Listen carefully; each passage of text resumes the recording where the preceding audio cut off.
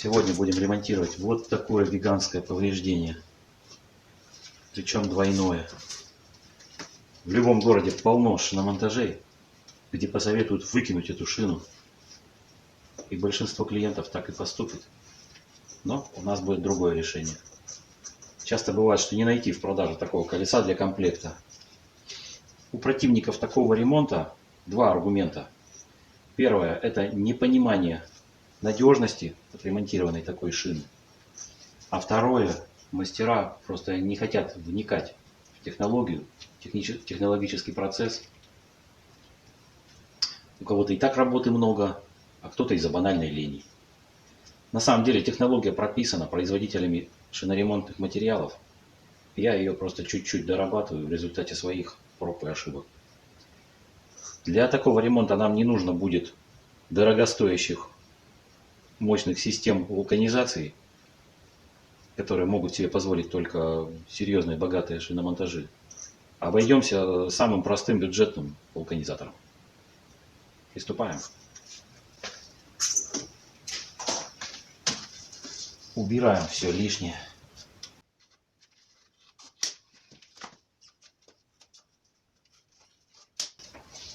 Размер повреждения у нас максимальный 4 сантиметра. Итак, 5 с копейками. Около 5. Для обработки использую китайскую бормашинку высокооборотистую и вот такую щетку. Просто корж-щетка. Можно, конечно, вот таким вот чупа-чупсом с Алиэкспресс или другими сферами. Сейчас покажу. Вот такие вот сферы. Но они больше нагревают резину, и поэтому высокооборотистая машинка будет лишка. Нужна будет низкооборотистая. Ну, я низкооборотистую не покупал. Использую вот такую щетку. Она гораздо меньше нагревает шину и не плавит ее. Делаем разделочку под 120 градусов.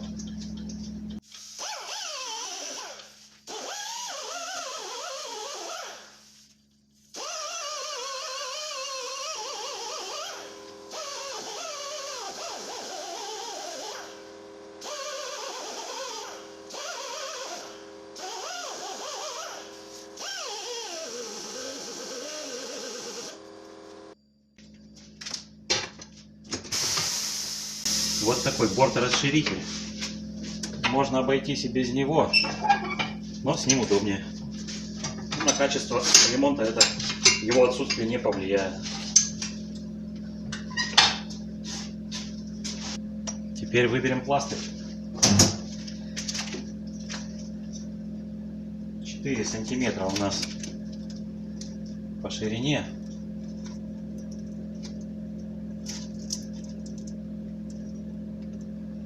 Ширина пластыря у нас 10 сантиметров, не считая юбочки. 251 росвик. Получается в 2,5 раза превышение ширины. Вполне приемлемо. 2,5 раза это отлично. Ну, длина не так важна. Там 5 сантиметров мы намерили. А здесь у нас 13. Тоже в 2,5. Отлично. 2 слоя. Для легковой шины самое то. Трехслойка будет лишка. Она слишком жесткая, неэластичная.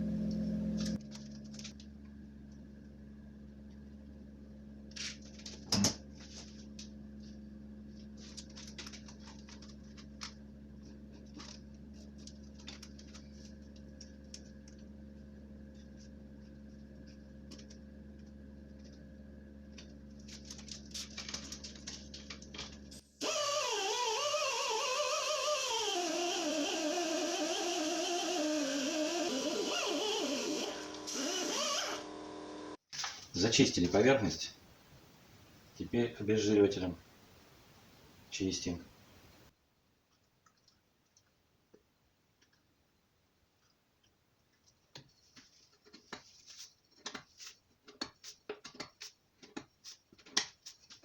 Если вы увидели, что где-то резина подплавилась, то нужно после остывания резины, после очистки обезжиривателем, пройти еще раз бормашинкой, но уже не длительно, чтобы резина не успела нагреться и поплавиться.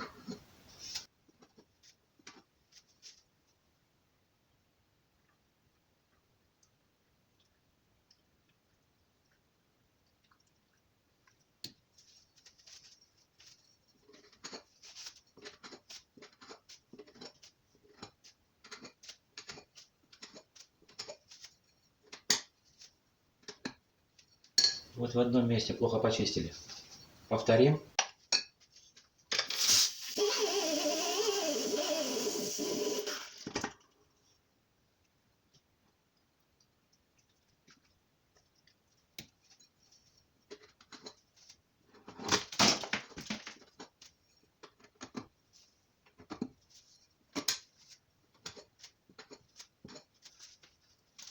Когда только начинал заниматься такими ремонтами, пару раз у меня получилось после накачки колеса с шишкой.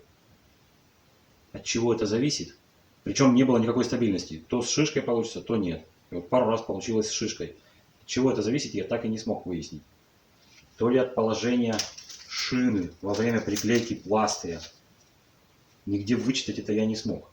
И придумал вот такое решение. Что нужно перед приклейкой пластыря это ранение стянуть немножко.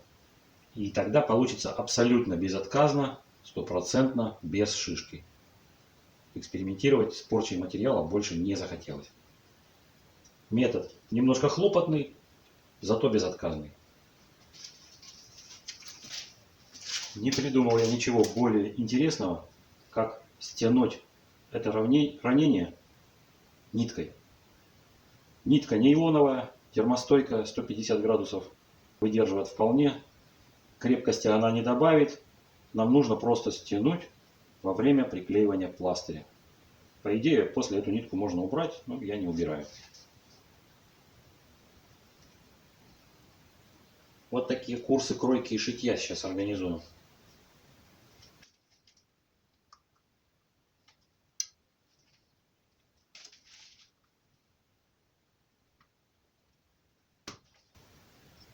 Сапожное шило в любом магазине швейных принадлежностей есть.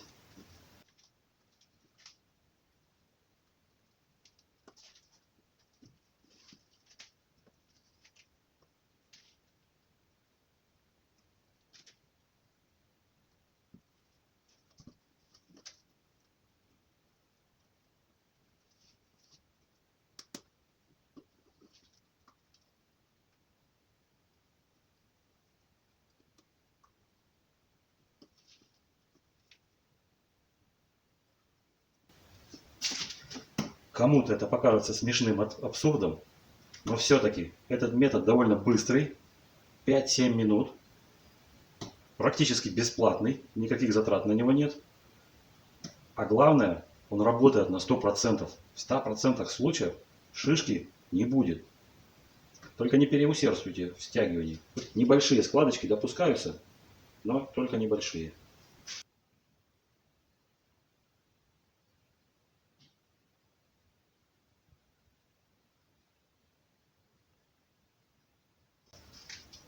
На следующем этапе нам нужно приклеить пластырь. Наносим клей.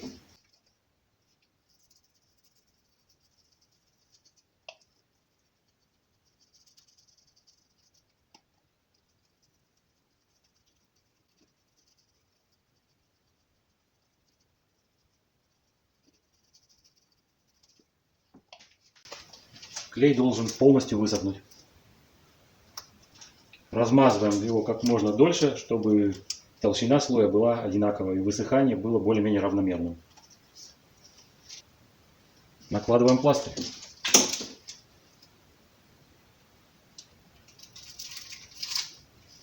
Немножко заходим за край шины. Вот это я услышал на очном семинаре компании Росвик в нашем городе. Было это 15 лет назад. После этого я пробовал несколько раз так делать. Потом вот этот вот участок просто стачиваешь бормашинкой, и никаких плохих последствий от этого не было ни разу. Зато пластырь ляжет ровно посередине нашего повреждения. На низкопрофильных шинах это часто актуально.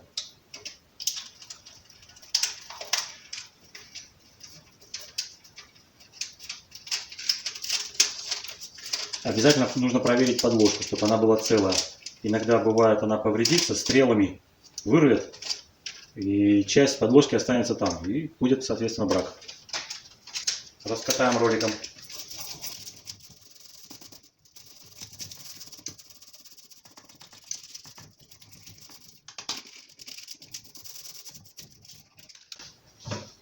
Вот такой простейший вулканизатор, так называемая скоба. Вот здесь, на этом месте, должен был быть второй утюг нагревательный. Но вместо него я поставил мешок с песком. Второй утюг мне не нужен, потому что изнутри у меня заводской пластырь, а не сырая резина, не бутерброд из сырой резины. Поэтому я этот утюг заменил мешочком с песком. Ставим нашу шину. От технологии, прописанной Росвиком, я немножко отступил. Там одноэтапный метод описан, когда приклеивается пластырь и сразу закладывается сырая резина, и все это сдавливается вулканизатором и нагревается. Здесь я делаю предварительный нагрев. Тем самым я стараюсь избежать одной из ошибок. Это то, что шина обязательно должна быть сушеная. Некоторые тратят на это огромное количество времени и энергоресурсов, чтобы просушить шину. Потому что если в слоях окажется влага, и все это будет запекаться в бутерброде с сырой резиной, то вода закипит и разорвет нам все, испортит все. А здесь, не закрывая сырой резиной, я это нагрею. То есть, если какая-то вода была, она испарится. И второй момент. Если все-таки мы не досмотрели и клей где-то не досох, то по идее будет то же самое. Клей вскипит, жидкая его составляющая вскипит, превратится в пар и разорвет нам все. Оторвет пластырь и вздует сырую резину.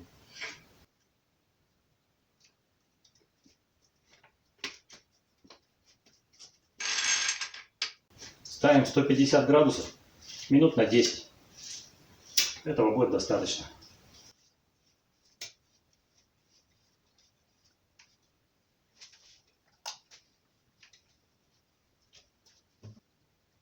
Если кто-то захочет сделать самодельный мешочек с песком, будьте бдительны в том, чтобы песок был совершенно сухой.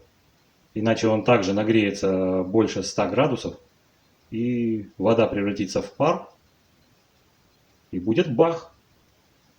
Так что песок нужно предварительно сушить или на электроплитке, или на печке, или на батарее, но сушить долго и тщательно. Прошло 10 минут, даже чуть побольше. Открываем.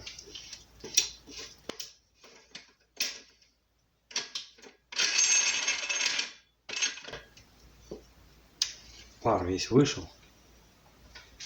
Вот так это сейчас выглядит. Шина у нас горячая. Это нам сейчас будет помогать в укладке сюда сырой резины. Термоклеем намажем.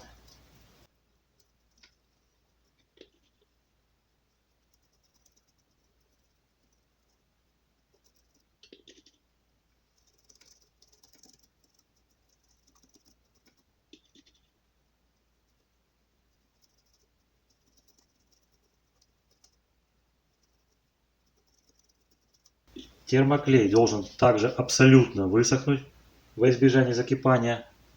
Но так как шина горячая, произойдет это довольно быстро. И все-таки с этим вопросом повнимательнее. Если вы где-то увидите недосохшие капли в углах, это нужно обязательно устранить. Потому что закипание жидкой фракции клея, это равно брак.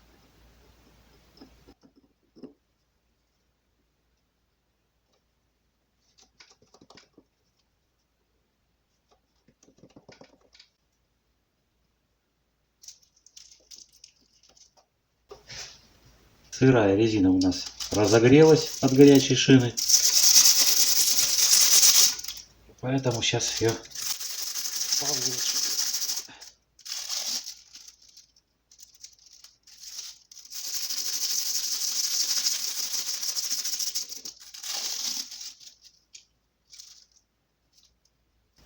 Некоторые мастера накладывают сырой резины с запасом, с избытком, а потом стачивают абразивным инструментом, бормашинкой.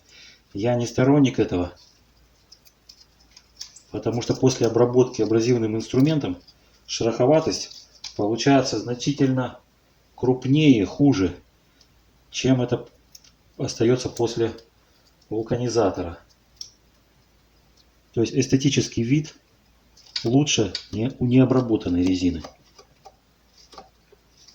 Поэтому тут методом проб и ошибок нужно стремиться к тому, чтобы положить не больше резины и не меньше, чтобы не пришлось обрабатывать.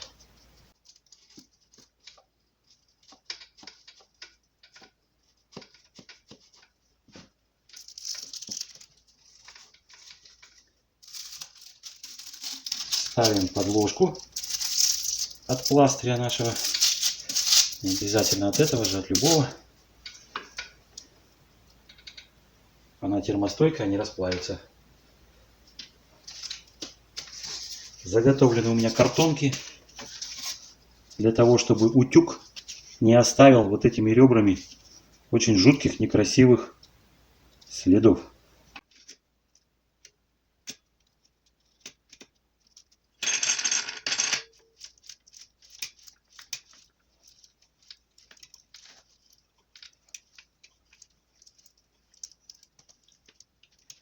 Минут на 40. 150 градусов. Минуточек через 10, когда расплавится сырая резина, нужно будет обязательно дожать. Прошло 50 минут. Смотрим, что получилось.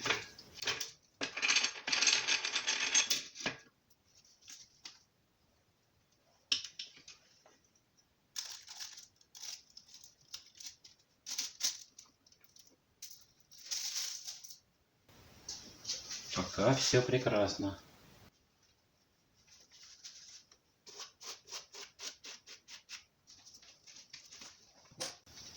Теперь нужно охладить. Эту пленочку мы не зря не снимали. Нужна она нам для того, чтобы мешок с песком резиновый не прилип к кромочке, на которой нанесен клей. Можно охлаждать.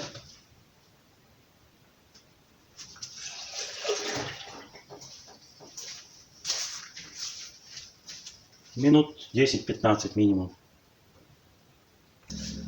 Остыла покрышка. Сейчас обрежем часть пластыря. Это я придумал, повторяю, не сам. Это было рассказано сотрудниками компании Росвик на семинаре. Ну, правда, давно, 15 лет назад, в нашем городе.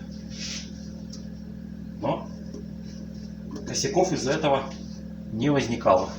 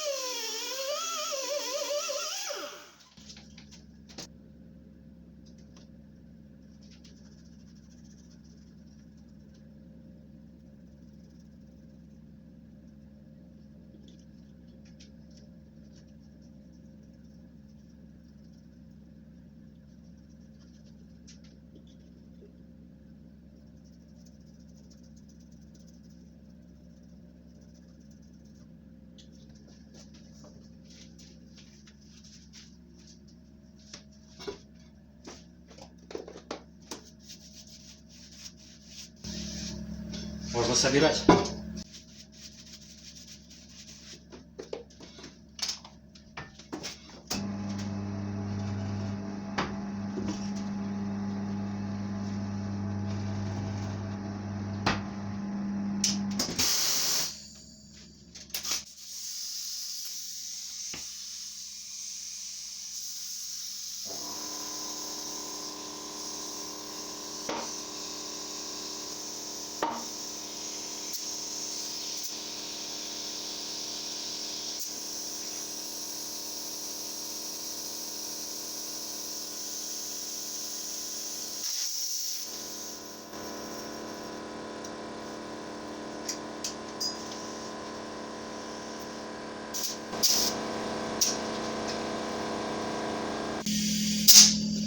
Сейчас в колесе 3 атмосферы,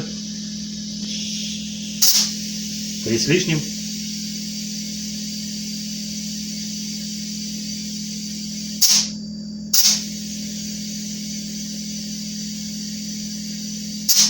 Четыре атмосферы. Как и предполагалось, шишки нет. Все-таки чуть лишковато положил сырой резины, поэтому придется немножко обтачивать. Жаль, конечно, шероховатость будет совсем другой. Обязательно нужно зачищать от центра к краям вращения абразивного инструмента было, чтобы... Иначе, если за край, то у вас может поддеть край и вырвать.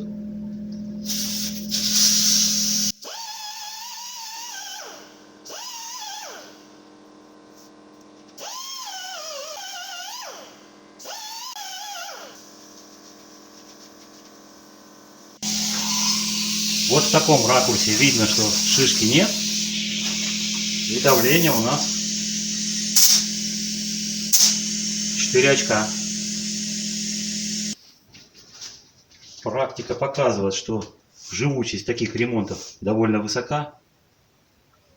Единственное, что они не любят, это езды на пустых колесах. Как только человек проехал на спущенном колесе, первым, что пострадает, это, конечно, такой ремонт.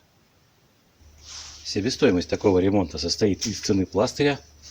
В данном случае это около 150 рублей. Более мелкие повреждения дешевле и проще. Ну что, на этом примере можно убедиться, что не так уж страшен такое повреждение, такой ремонт. Так что пробуйте, беритесь. Клиенты вам будут очень благодарны, особенно за дорогие эксклюзивные шины. Кому понравилось, поделитесь этим видео с друзьями, поставьте лайк, подпишитесь на канал. Всем пока!